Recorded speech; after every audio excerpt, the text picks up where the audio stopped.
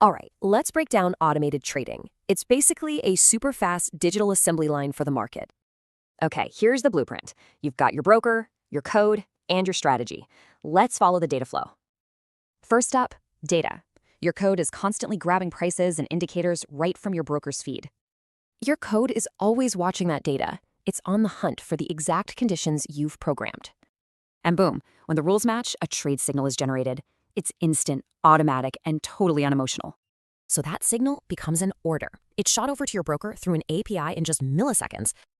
And you've got options, a market order to trade right now or a limit order to wait for your price. But does that order just go straight to the exchange? Nope. First, your broker runs some really crucial safety checks. They're checking, do you have the funds? Is the order valid? It's a quick but vital pre-flight check.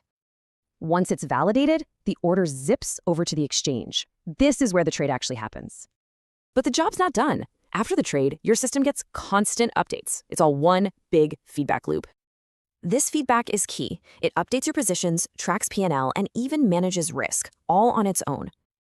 Now, this is super important. Even though it's automated, you've still got to keep an eye on things.